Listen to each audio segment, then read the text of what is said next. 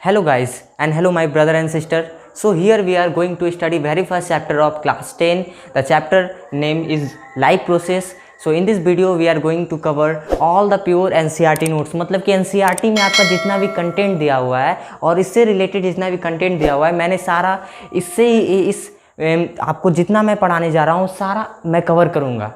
और मैं बता सकता हूँ कि आपका जो भी क्वेश्चन आएगा, चाहे आपका प्रीवियस ईयर क्वेश्चन के बारे में बात करें या फिर स्कूल रिलेटेड क्वेश्चन में, स्कूल में जो बोर्ड एग्जाम में जो पूछा जाता है, आपका सारा क्वेश्चन मैं कवर कराऊंगा। प्रीवियस ईयर क्वेश्चन और 10 ईयर प्रीवियस ईयर क्वेश्चन, या फिर अगर NTSC का भी क्वेश्चन मैं डिस्कस कराऊंगा, NSO का भी क्वेश्चन डिस्कस कराऊंगा। और मैं इस वीडियो में आप लोग को प्रीवियस ईयर क्वेश्चन बताते जाऊँगा, सजेस्ट करते जाऊँगा कि यहाँ से आपका प्रीवियस ईयर क्वेश्चन आया है। तो this is my first video of class 10। सो आप लोग जुड़े रहें और आई होप कि आप लोग को सारा चीज़ समझ में आएगा। तो चलिए स्टार्ट करते हैं आज का हमारा वीडियो से। तो सबसे पहले देखते हैं हम लोग कि लाइफ प्रोसेस होता क्या है। लाइफ प्रोसेस होता क्या है तो हम लोग बात करते हैं ना लाइफ प्रोसेस। तो लाइफ का प्रोसेस, ठीक है। तो यहाँ पे देख सकते हैं कि मैंने एकदम NCERT का डेफिनेशन यहाँ से उठाया है कि the basic function performed by an organisms to maintain its life.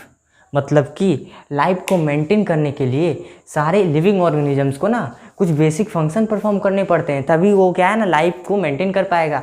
अगर कोई ऑर्गेनिज्म से बोलेगा कि हम रिस्पिरेशन नहीं करेंगे, हमको रिस्पिरेशन नहीं करना है तो कैसे काम चलेगा, हमको न्यूट्रिशन नहीं लेना है तो कैसे काम चलेगा, कोई खाना बंद कर दिया तो वो क्या है डाई हो सकता है। तो हम लोग को कुछ एक कॉमन लिविंग ऑर्गेनिजम्स को एक कॉमन प्रोसेस से गुजरना पड़ता है। उस कॉमन प्रोसेस को मेंटेन हम करते हैं उसी को तो लाइफ प्रोसेस बोलते हैं ना। हम लोग लाइफ प्रोसेस को परफॉर्म करने के लिए क्या क्या कॉमन प्रोसेस है तो यहाँ पे आप लोग देख सकते हैं कि आपका है जैसे कि न्यूट्रिशन हो गया, रिस्पिरेशन हो गया, ट्रांसपोर्टेशन हो गया, एक्सक्रीशन हो गया, रिप्रोडक्शन हो गया। तो आप लोग को पता होना चाहिए कि हमारा न्यूट्रिशन हो गया the process of getting food, occurring taking outside from the inside food.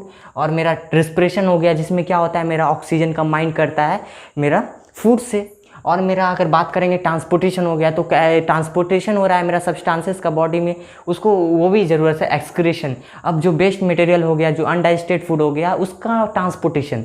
तो ये सारे प्रोसेस ज़रूरी है। फिर उससे ज़्यादा प्रोसेस रिप्रोडक्शन। अगर रिप्रोडक्शन नहीं होगा तो हमारे क्या होगा कि हमारे जो हेरिडिटी कैसे बढ़ेगी, हमारे जो इवोल्यूशन कैसे आएगा। तो रिप्रोडक्शन ज़रूरी है हमारे पॉपुलेशन को मेंटेन करने के लिए, ठीक है। तो अब हम लोग आगे बात करेंगे कि न्यूट्रिशन होता क्या है। तो ये भी डेफिनेशन मैंने NCERT से ही उठाया है, मैंने NCERT का ही लिया है ताकि आप NCERT को ही पढ़ें 2-3 बार। और इससे क्या होगा आप लोग को NCERT का जब याद हो जाएगा तो एग्जाम में लिखेंगे तो मार्क्स कटने का कोई चांस नहीं होगा, ठीक है। तो आप देख सकते हैं कि न्यूट्रिशन क्या होता है, process of transfer source of energy. Source of energy क्या है, फूड है। सोर्स ऑफ एनर्जी फूड को ही तो बोल रहे हैं ना। अब यहाँ पे देख सकते हैं from outside to the body of organisms from maintaining living structure. अच्छा, तो सारे लिविंग ऑर्गेनिज्म, चाहे अमीबा हो, चाहे ह्यूमन्स हो, चाहे एनिमल्स हो, चाहे पारामीशियम हो, सबका एक लिविंग ऑर्गेनिजम्स होता है, लिविंग स्ट्रक्चर्स होता है। उस लिविंग स्ट्रक्चर को मेंटेन करने के लिए तो कुछ तो एनर्जी चाहिए। तो उस एनर्जी हम लोग क्या लेते हैं, फूड को लेते हैं। तो the process of taking food को भी न्यूट्रिशन बोलेंगे। अगर हम एक क्लास 10 में या फिर क्लास 9 लेवल पे अगर हम लोग से कोई डेफिनेशन पूछता है तो हम लोग को तो थोड़ा अच्छा से बताना पड़ेगा ना कि एक process of transfer source of energy. Source of energy यहाँ पे हम लोग फूड को बता रहे हैं। The process of transfer source of energy from outside to the body, हमारे बॉडी से आउटसाइड जो ऑर्गेनिजम्स का है, और हम लोग उसको क्या है इनसाइड लेते हैं। किस लिए, फॉर मेंटेनिंग लिविंग स्ट्रक्चर्स, ठीक है। तो इतना बात पता चल गया। और हम लोग बात करेंगे कि कितने तरह के मूड ऑफ न्यूट्रिशन होते हैं। तो सबसे पहले हम लोग देखेंगे कि 2 टाइप्स मूड ऑफ न्यूट्रिशन होते हैं। तो मूड ऑफ न्यूट्रिशन हेटरोट्रॉपिक होते हैं, ऑटोट्रॉपिक होते हैं। तो आप देख सकते हैं कि हेटरोट्रॉपिक का भी मैंने फिर से NCERT से डेफिनेशन उठाया कि हेटरोट्रॉपिक क्या होता है। ऐसे तो आप लोग से कोई भी पूछेगा तो बोलिएगा the organism that can not prepare their own food, पर ये हमारा क्लास 10 लेवल का डेफिनेशन नहीं होता है। तो हम लोग को थोड़ा सा कॉम्प्लेक्स लेवल का डेफिनेशन याद करना पड़ेगा। तो some other organisms which utilise complex organic substances like carbohydrate.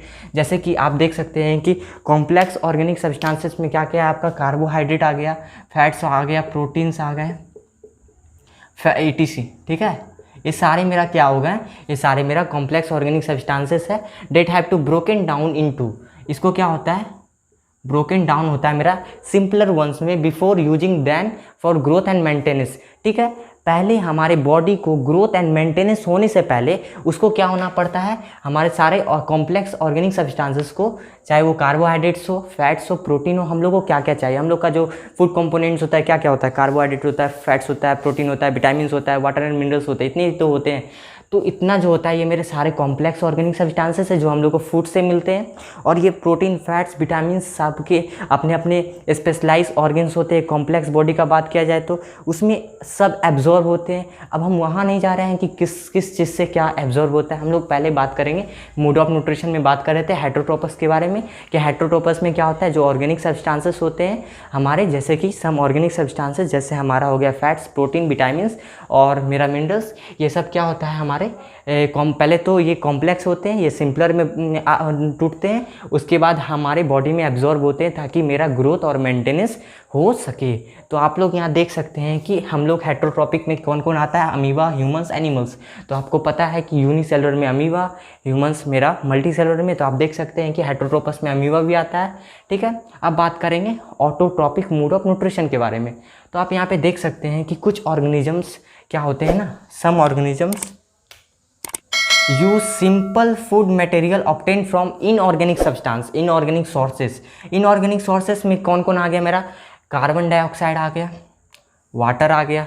तो आप यहाँ पे देख सकते हैं ऑटोट्रॉपिक ऑर्गेनिजम्स ऐसे ऑर्गेनिजम्स होते हैं जो हमारे फूड मटेरियल ऑब्टेन करते हैं इनऑर्गेनिक सोर्सेस, जैसे हमारा कार्बन डाइऑक्साइड एंड वाटर हो गया। इसमें कौन कौन होते हैं, ग्रीन प्लांट्स, ठीक है, और हमारा बैक्टीरिया होता है। तो आप यहाँ देख सकते हैं कि ये सब जो ऑर्गेनिजम्स होते हैं ये ऑब्टेन करते हैं हमारे food carbon dioxide and water से, और they prepare their own food, but heterotrophs not prepare their own food, they will depend on the producers. Producers हम किसको बोलते हैं, ऑटोट्रॉपिक को, कंज्यूमर्स हेटरोट्रॉपिक को।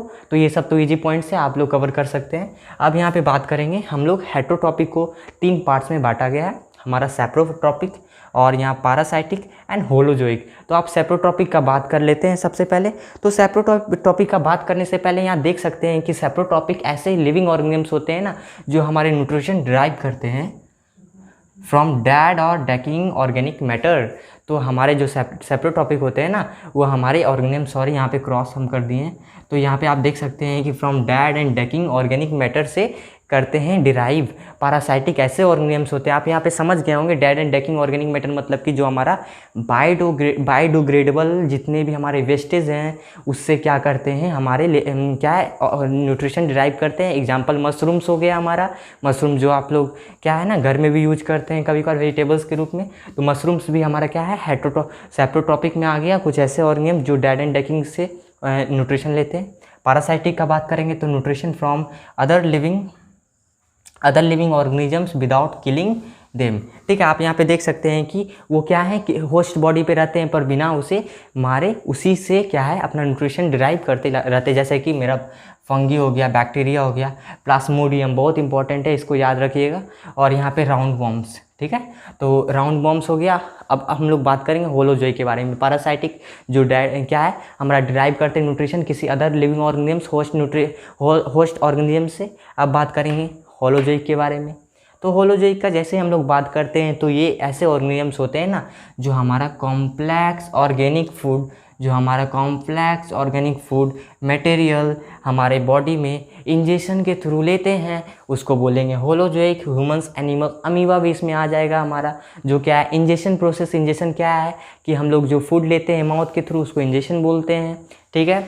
अब यहाँ ह्यूमंस, एनिमल्स आएगा। अब हम लोग बात करेंगे थोड़ा सा कॉम्प्लेक्स लेवल का बात में, और आप यहाँ पे देख सकते हैं कि ऑन द बेसिस ऑफ, ये आपका प्रीवियस ईयर क्वेश्चन है, ये आपका प्रीवियस ईयर क्वेश्चन आप यहाँ देख सकते हैं, ये आपका प्रीवियस ईयर क्वेश्चन है, 2015 या 14 में आया था, 15 या 14 में आया था। आप यहाँ देख सकते हैं कि क्वेश्चन यहाँ पे क्या किस तरह से आपका ये टर्म है कि on the basis of source of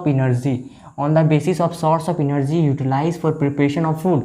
मतलब कि सोर्स ऑफ एनर्जी हमारे इन्वायरमेंट में क्या क्या अवेलेबल है और उससे फूड प्रिपरेशन करने का तरीका क्या क्या है। तो सबसे पहले 2 तरह से इसको डिवाइड किया गया है। एक तो है मेरा फोटोसिंथेसिस ऑटोट्रोपस, एक है मेरा केमियोसिंथेसिस ऑटोट्रोपस। तो फोटोसिंथेसिस ऑटोट्रोपस ऐसे टर्म को ऐसे डिफाइन किया गया है हमारे एनसीईआरटी बुक में कि ऐसे ग्रीन प्लांट्स जो फुलफिल करते हैं अपनी कार्बन एंड एनर्जी रिक्वायरमेंट को bye the process of photosynthesis. अगर फोटोसिंथेसिस होता है तो किस प्रेजेंट में होगा, किसका प्रेजेंस में होगा, सनलाइट के प्रेजेंस में होगा as the source of energy. तो जो सनलाइट के प्रेजेंस में, फोटो मतलब लाइट, तो जो सनलाइट के प्रेजेंस में हो रहा है उसको फोटोसिंथेसिस ऑटोट्रोपस बोलेंगे। केमियोसिंथेसिस ऑटोट्रोपस ऐसे ऑर्गेनिम्स को बोलेंगे जो जैसे bacteria utilise chemical energy instead of light energy. तो आप देख सकते हैं कुछ ऐसे बैक्टीरिया होते हैं जिनको सनलाइट से मतलब नहीं है, वो केमिकल, वो क्या यूज करते हैं हमारे बैक्टीरिया यूटिलाइज केमिकल एनर्जी को यूज करते हैं, हमारे लाइट एनर्जी को यूज नहीं करते हैं instead of light energy to synthesize their organic materials. जैसे कि हमारा फूड हो गया तो इसको हम लोग केमियोसिंथेसिस ऑटोट्रोपस बोलते हैं। अब हम लोग बात कर लिए थे फोटोसिंथेसिस को, अब हम लोग क्या है वही the food preparing there on the process of food preparing को ही हम फोटोसिंथेसिस बोलेंगे। ये तो हम 6-7 में पढ़े थे। अब हम लोग 10 में आ गए। अब हम लोग का एक अच्छा डेफिनेशन एनसीईआरटी में दिया हुआ है, अब हम लोग को उसको कैरी करना है। ठीक है, आप यहाँ पे देख सकते हैं कि फोटोसिंथेसिस का डेफिनेशन है क्या। तो फोटोसिंथेसिस एक कॉम्प्लेक्स प्रोसेस होता है इन विच ग्रीन पार्ट्स, जो हमारे प्लांट्स के ग्रीन पार्ट्स होते हैं ना, green parts of the plant synthesis food in the form of carbohydrates, हम आपको ये भी बताएंगे, और ये आपका प्रीवियस ईयर क्वेश्चन भी है कि कार्बोहाइड्रेट्स कैसे यूटिलाइज किया जाता है प्लांट्स के द्वारा। ठीक है, तो हम लोग सारा चीज़ कवर करेंगे, पढ़ते पढ़ते एनसीईआरटी क्वेश्चन कवर कर लेंगे, पता भी नहीं चलेगा कब कवर किया। जब आप एनसीईआरटी क्वेश्चन लेके बैठेंगे तो आपको तो पता रहेगा इसका आंसर क्या है, हम खुद से लिख सकते हैं बिना सॉल्यूशन देखे। तो आपको सिर्फ क्या करना है, सारे मेरे वीडियो लेक्चर को आपको अच्छी तरीक़ा से देखना है, और ये भी देखा जाता है कि सारे टीचर सही पढ़ाते हैं। आपको क्या करना है, सिर्फ सीरीज वाइज से कोई भी यूट्यूब वीडियो है आपको सीरीज वाइज से लेक्चर 1, लेक्चर 2, लेक्चर 3 सारे लेक्चर को फॉलो करना है। अदरवाइज क्या आपको प्रॉब्लम होगा, कभी आप उसका लेक्चर देख रहे हैं, कभी मेरा लेक्चर देख रहे हैं, तो आपको देखना है सबका सीरीज में।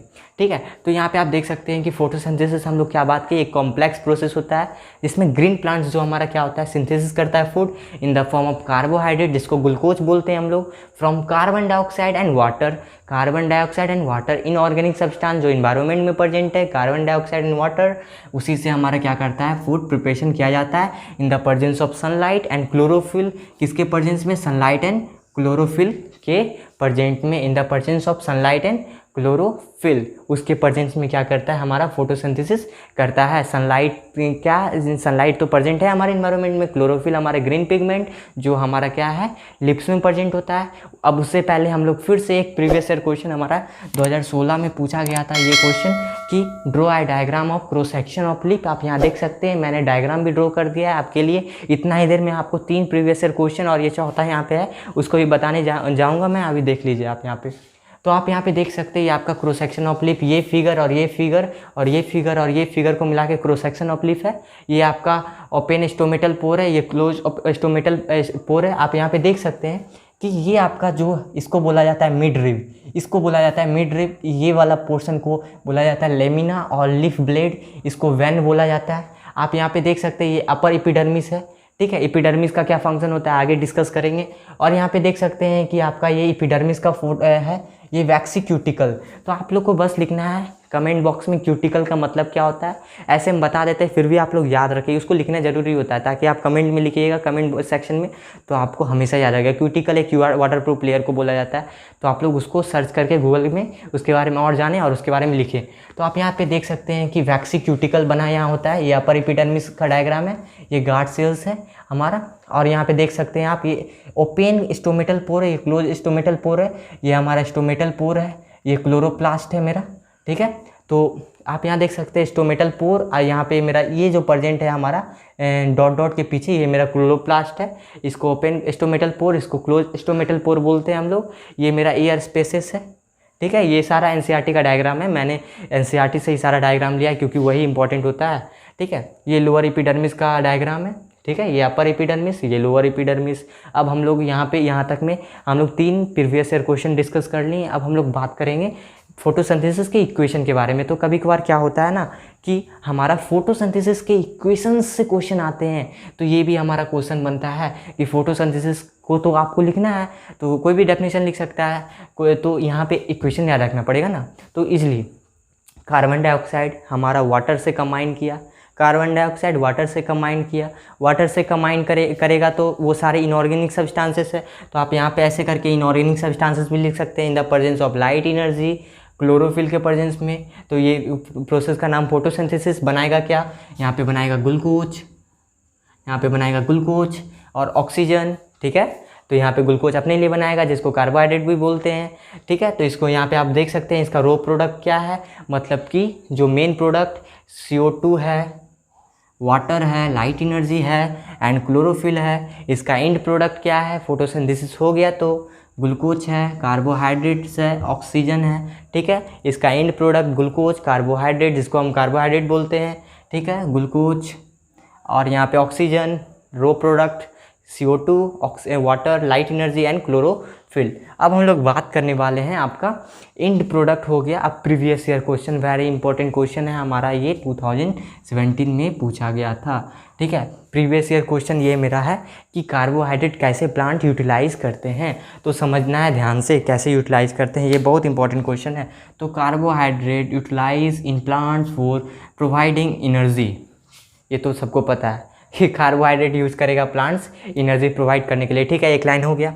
Remaining carbohydrates which are not use immediately, यहाँ पे इंपॉर्टेंट पॉइंट है, NTSC प्रीवियस ईयर क्वेश्चन ये पूछा गया था कि ऐसे जब कार्बोहाइड्रेट जो रिमेनिंग हो जाते हैं प्लांट्स के द्वारा, वो किस फॉर्म में स्टोर होते हैं हमारे प्लांट्स में, तो ये स्टोर होते हैं ना हमारे in the form of starch.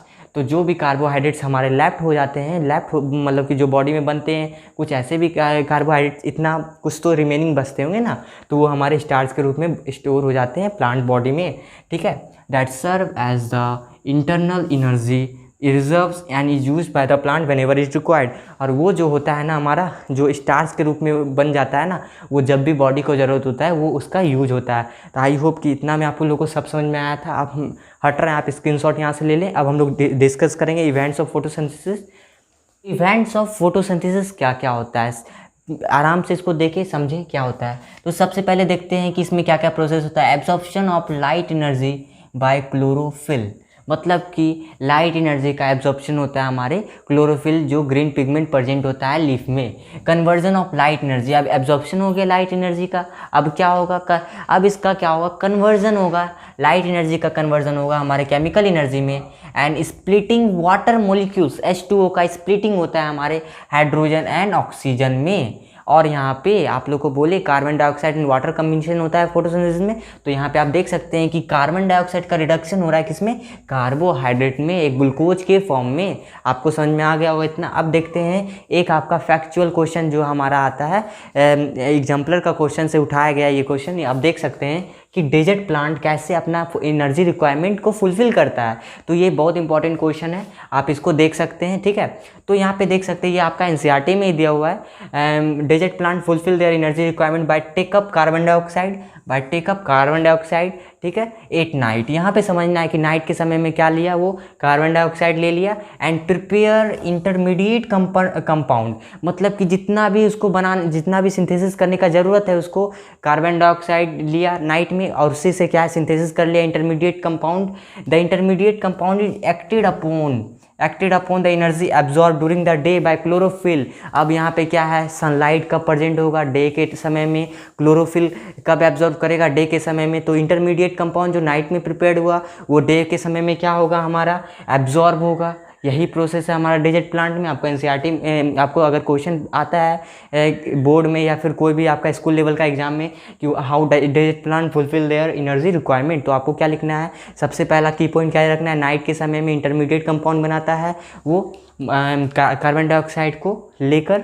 Second point में आपको क्या मेंशन करना है कि क्लोरोफिल तो हमारा क्या है, ग्रीन पिगमेंट कब काम करेगा, जब सनलाइट, काम तो हर वक्त करेगा, जब सनलाइट को कब एब्जॉर्ब करेगा, दिन के समय में ना, क्योंकि सनलाइट डे टाइम होते हैं। तो सनलाइट में जैसे उसको मिलेगा वो इंटरमीडिएट कंपाउंड के साथ एब्जॉर्ब करने लगेगा एनर्जी को, और उस एनर्जी का ऐसे ही हमारा डेजर्ट प्लांट एनर्जी को फुलफिल करता है। तो आप लोग को समझ में आ गया होगा कि गॉड ने कैसे डेजर्ट प्लांट को बनाया है, ठीक है, नेचर ने कैसे डेजर्ट प्लांट को बनाया है। रोल ऑफ लीव्स, आप लोग को पता होगा कि हमारे प्लांट्स में लिप्स प्रेजेंट होते हैं, तो ये भी प्रीवियस ईयर क्वेश्चन था कि what is the role of leaves in plant.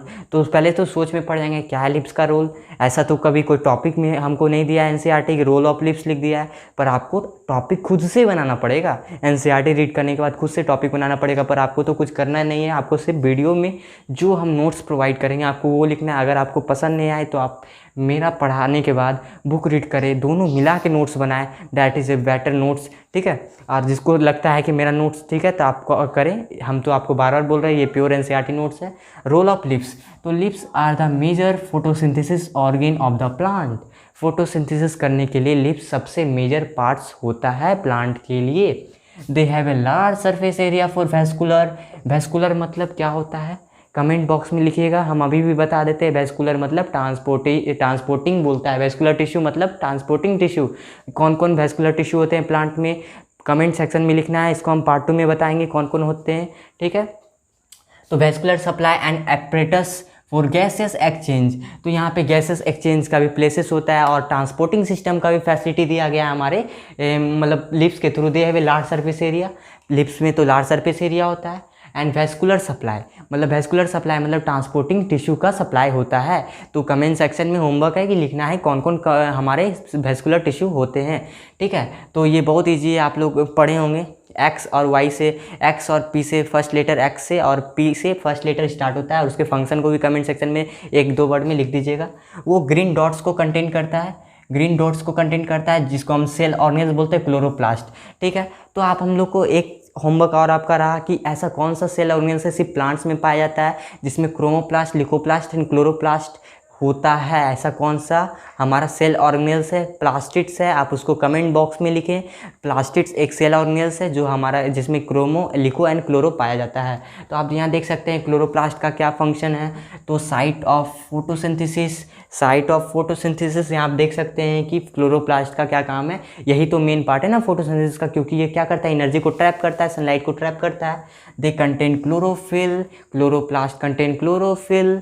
उसके बाद क्लोरोफिल पिगमेंट जो क्या करेगा सोलर एनर्जी को ट्रैप करेगा हमारे सन से। अब बात करेंगे क्रॉस सेक्शन ऑफ लीफ, जो मैंने ये डायग्राम बनाया है आप यहाँ देख सकते हैं। तो एपिडर्मिस को 2 डिस्टिंक्ट पार्ट में बांटा गया है। Outer most layer of the leaf consist 2 distinct part. जो हम लोग आउटर लेयर ऑफ लिप देखते हैं उसमें 2 डिस्टिंक्ट पार्ट होता है, एक मेरा अपर एपिडर्मिस होता है, एक मेरा लोअर एपिडर्मिस होता है। अपर एपिडर्मिस में कोई भी नो क्लोरोप्लास्ट, मतलब कि अपर एपिडर्मिस में क्लोरोप्लास्ट प्रेजेंट नहीं होते हैं। लोअर एपिडर्मिस में कंटेन स्टोमेटा, और इसका फंक्शन क्या हो गया, हेल्प इन गैसेस एक्सचेंज। किस चीज़ का काम? लोअर एपिडर्मिस गैसेस एक्सचेंज में मदद करता है। अपर एपिडर्मिस का क्या फंक्शन है? Protect the internal live tissue by preventing excessive water loss through evaporation. मतलब कि मेरा अपर एपिडर्मिस मतलब क्या करता है, एक्सेसिव वाटर लॉस से बचाता है। लोअर एपिडर्मिस स्टोमेटा कंटेन करता है, जिससे क्या होता है लोअर एपिडर्मिस स्टोमेटा कंटेन करता है जो गैसेस एक्सचेंज में मदद करता है। तो यहाँ से समझ में आ गया अपर एपिडर्मिस नो क्लोरोप्लास्ट, हमारा काम क्या है, एक्सेसिव वाटर लॉस को प्रिवेंट करता है। लोअर एपिडर्मिस स्टोमेटा कंटेन करता है, काम क्या है, हेल्प इन गैसेस एक्सचेंज। इतना तक कवर हो गया। अब हम लोग आज का लास्ट टॉपिक के बारे में डिस्कस करेंगे, गार्ड सेल्स होता क्या है। ये मेरा आप देख सकते हैं कि बीन शेप्ड स्ट्रक्चर का होता है, ठीक है, बीन शेप्ड स्ट्रक्चर का होता है, क्रॉस हो गया, बीन शेप स्ट्रक्चर का होता है बीन शेप्ड सेल, जो क्या करता है, स्टोमेटा ओपनिंग को फ्रेम देता है। आप यहाँ पे देख सकते हैं ये मेरा close stomata, open stomata and close stomata pores है। ये क्लोरोप्लास्ट को कंटेन करता है। एंड ए सेल वॉल, तो आप लोग को बताना है कि सेल वॉल, हाँ आप लोग को यहाँ क्लैरिटी होना चाहिए। सेल वॉल मेरा सिर्फ प्लांट सेल में प्रेजेंट होता है, एनिमल में नहीं प्रेजेंट होता है। प्लांट सेल में सेल मेम्ब्रेन भी होता है, सेल वॉल भी होता है। अब आपको कमेंट बॉक्स में ये लिखना है कि सेल वॉल तो हमारा किससे बना होता है, सेल मेम्ब्रेन किससे बना होता है। तो सेल मेम्ब्रेन का बता देते हैं, लिपिड्स एंड प्रोटीन से बना होता है। अब आप लोग का होमवर्क है कि सेल वॉल किस चीज़ से बना होता है, कमेंट बॉक्स में लिखिए, ठीक है। तो contain chloroplast and have a cell wall. Function क्या है कि each pair of guard cells contain what, opening and closing of the stoma.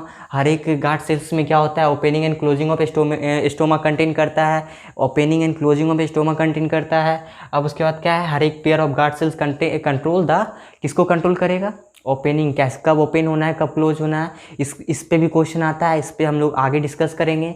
Control the rate of diffusion, rate of diffusion of gases and water vapour into and out of the leaf, मतलब कि हमारा guard cells सिर्फ open control नहीं करता है opening and closing को, साथ साथ हमारा rate of diffusion of gases मतलब and water vapour in and out of the leaf, कब हमको ट्रांसपिरेशन करना है, कब हमको नहीं करना है, कब मेरा सेल टारगेट हो जाएगा, कब मेरा सेल्स क्या है कि स्वेल, कब मेरा सेल ओपन हो जाएगा, कब स्टोमेटल पोर ओपन होगा, कब स्टोमेटल के पोर मेरा क्लोज होगा, उसका भी रिस्पॉन्सिबिलिटी गार्ड सेल्स के पास है। तो इससे पहले हम लोग ने देखा था कि क्या होता है हमारा nutrition and mode of nutrition, autotrophic and heterotrophics. उसमें भी देखे थे कि हमारे हेट्रोटॉपिक्स में 3 तरह के होते थे न्यूट्रिशन।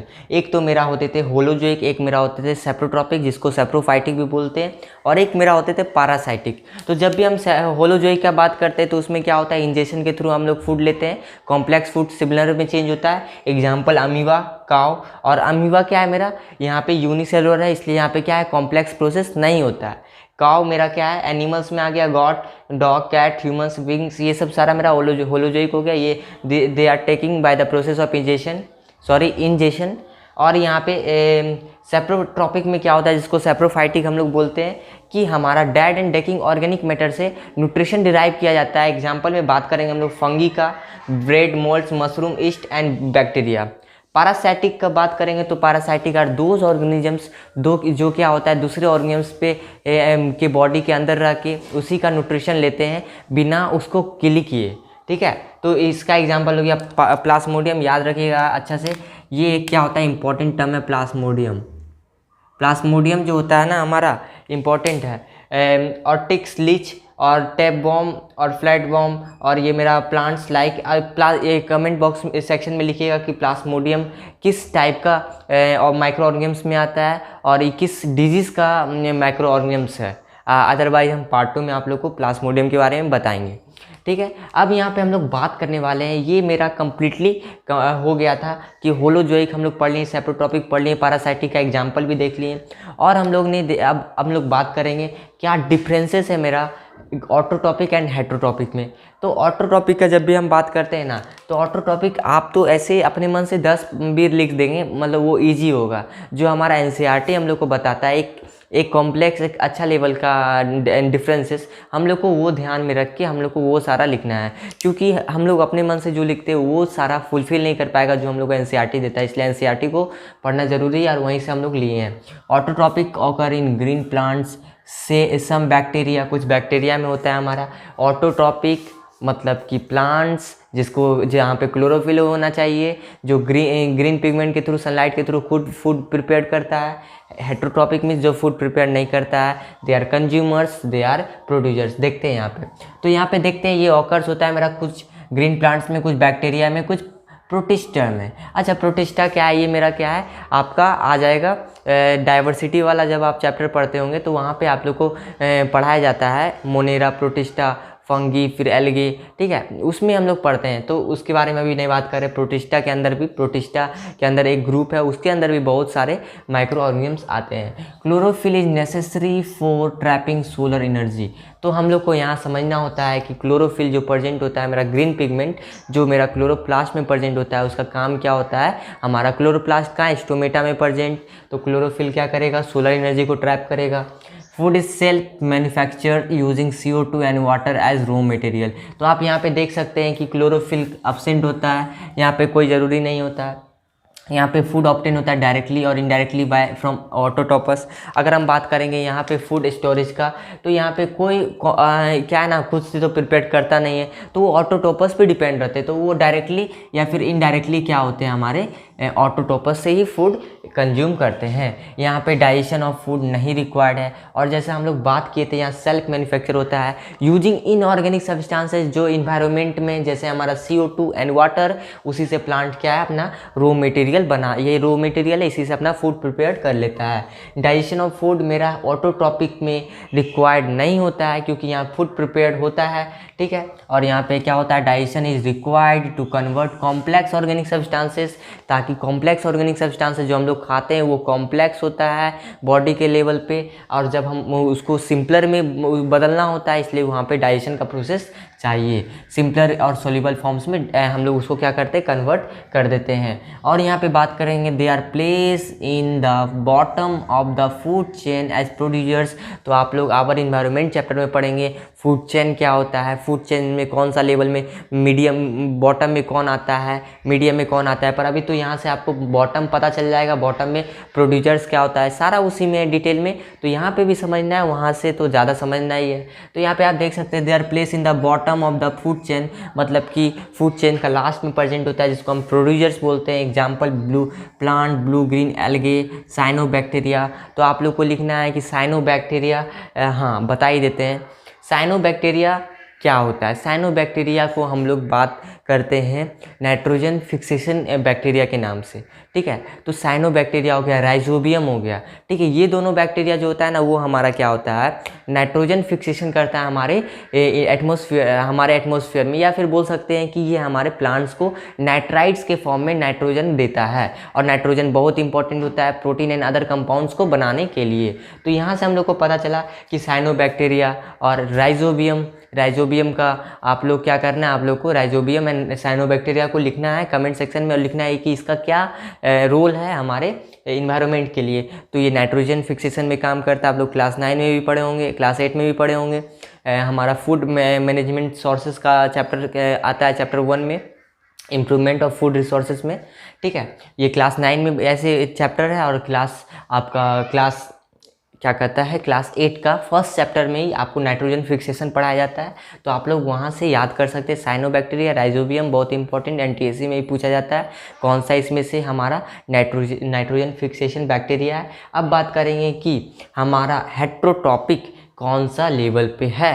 तो हेट्रोटॉपिक को they are place ever producers in the middle of food chains as consumers. हमारा यहाँ एग्जाम्पल एनिमल्स आ जाएगा, ह्यूमंस आ जाएगा, क्योंकि ये सब क्या होता है, हमारा हेट्रोट्रॉपिक होता है, ठीक है। आप देख सकते हैं they are place ever producers in the middle of food chain as consumer. कभी ये तो फूड चेन्स का मिडिल में होता है और किस रूप में, कंज्यूमर्स के रूप में। तो इतना आई होप कि आप लोग को सारा क्लियर हुआ होगा। इतना आप लोग का हम लोग यहाँ पे फोटो एक तो दो तरह से डिवाइड किए थे, एक केमियोसिंथेसिस, एक फोटोसिंथेसिस। तो केमियोसिंथेसिस में बैक्टीरिया लोग कुछ केमिकल्स के थ्रू फूड प्रिपेयर करते थे, और फोटोसिंथेसिस में लाइट के प्रेजेंस में करते थे। और हम लोग ने बात किया था बहुत सारे चीज़ों के बारे में। अब हम लोग देखेंगे यहाँ पे कि क्या होता है हमारा स्टोमेटा। और उससे भी पहले हम लोग फोटोसिंथेसिस के बारे में बात किए थे कि फोटोसिंथेसिस एक कॉम्प्लेक्स प्रोसेस होता है जिसमें मेरा क्या होता है, CO2 and water raw material के थ्रू यूज होता है, और उसमें मेरा क्या है, ग्लूकोज और ऑक्सीजन एक एंड प्रोडक्ट के रूप में बनता है। और अब हम लोग ये भी देखे थे कि क्या इवेंट्स होता है फोटोसिंथेसिस का।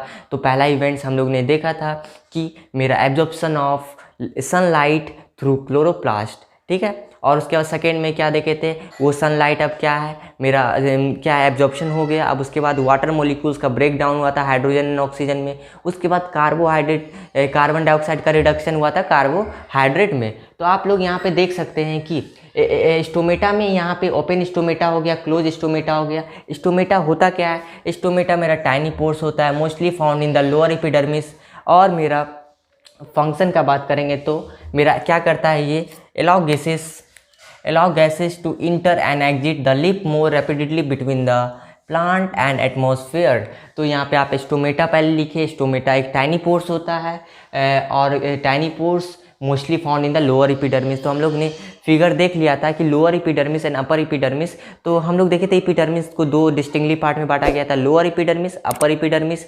एक में क्लोरोप्लास्ट नहीं था, और एक में देख सकते हैं कि आपका टाइनी पोर्स प्रेजेंट है लोअर एपिडर्मिस में, ठीक है। तो इससे पहले हम लोग कुछ मिनट ही पहले बात किए थे इसके डायग्राम के साथ सारे चीज़ों के बारे में। अब हम लोग बात करेंगे कि फंक्शन क्या होता है स्टोमेटा का। तो फंक्शन क्या होता है, allow gases to enter and exit the leaf more rapidly between plant and atmosphere. मतलब कि एटमॉस्फेयर के साथ गैसियस एक्सचेंज करने में मदद करता है। इजी शब्द में हम लोग समझते हैं कि गैसियस एक्सचेंज में स्टोमेटा का भी बड़ा रोल होता है कि allow gases to enter and exit. Enter करने में तो मदद करता है, ये साथ में एग्जिट करने में भी मदद करता है। स्वेल एंड श्रिंक का क्या कंसेप्ट है, प्रीवियस ईयर क्वेश्चन है आपका ये कि स्वेल एंड श्रिंक कैसे होता है प्लांट में। तो आप देख सकते हैं सबसे पहले कि opening and closing of stoma is cause by the change in the टर्गिडिटी।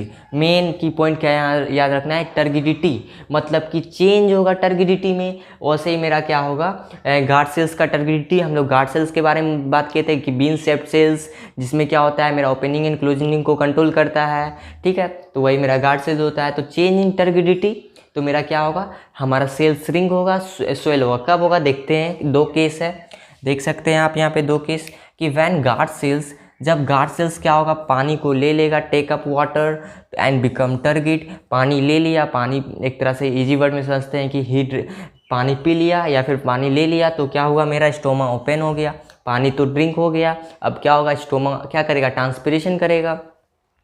Guard cells क्या करेगा, लॉसेस वाटर, तो जैसे ही लॉसेस वाटर करेगा तो सेल क्या हो जाएगा, श्रिंक हो जाएगा, सिकुड़ जाएगा, मतलब कि स्टोमा क्लोज हो जाएगा।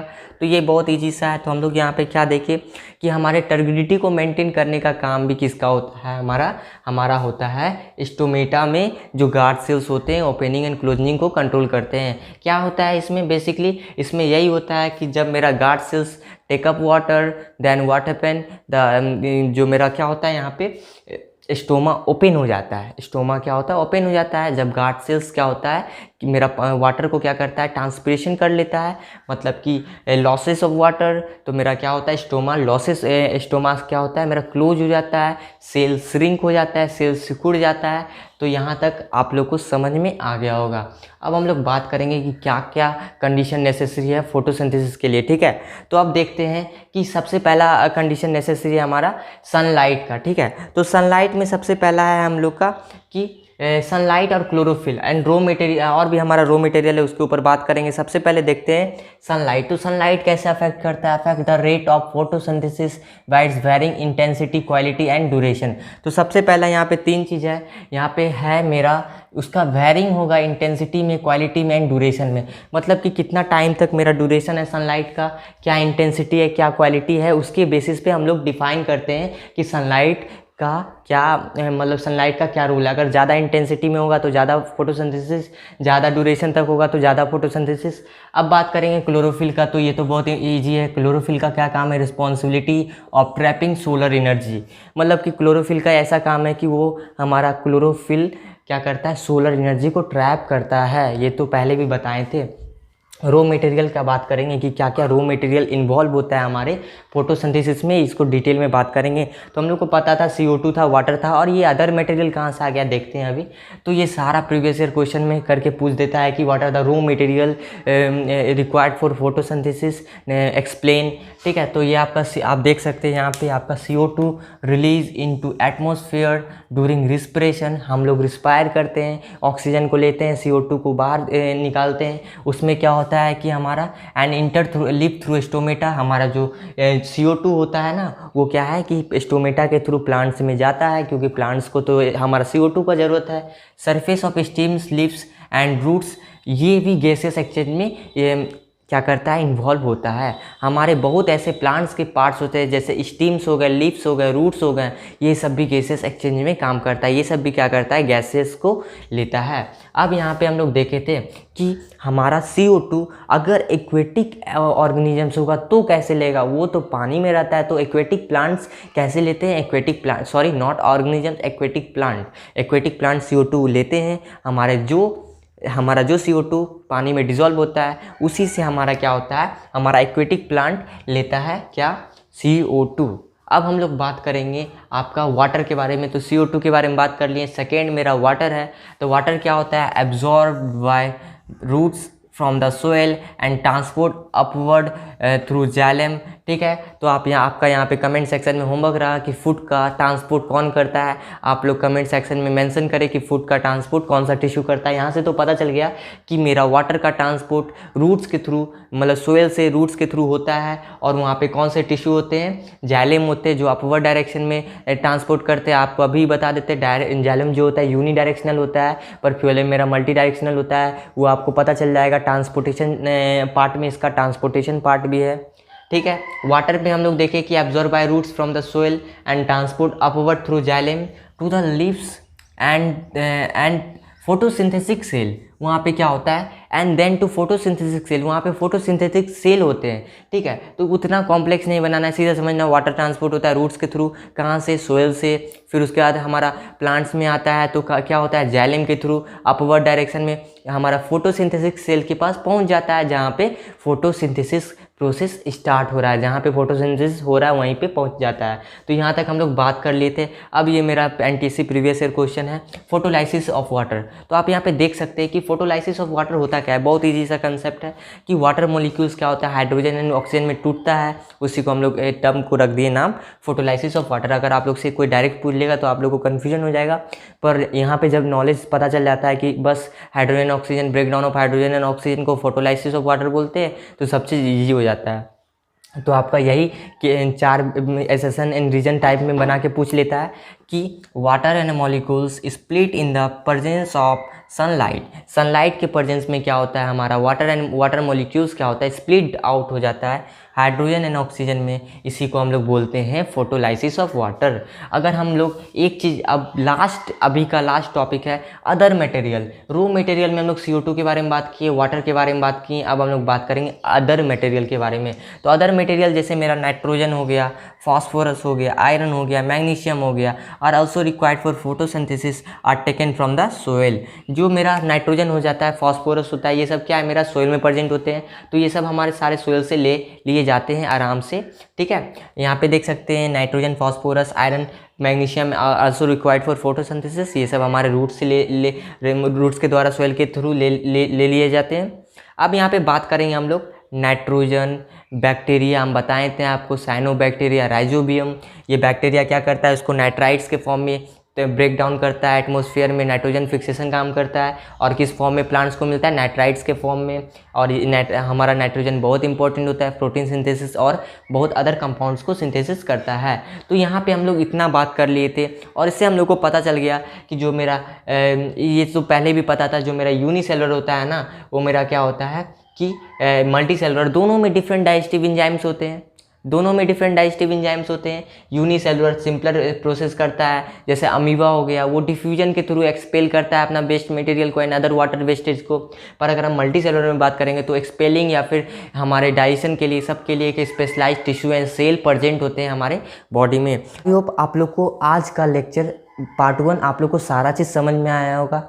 और इससे रिलेटेड जितना भी पहला स्टेप आप लोग को क्या करना है, इस मेरे पढ़ाने के बाद इसका नोट्स लिख लेना है, जो आपको नोट्स PDF डिस्क्रिप्शन में इसका मिल जाएगा।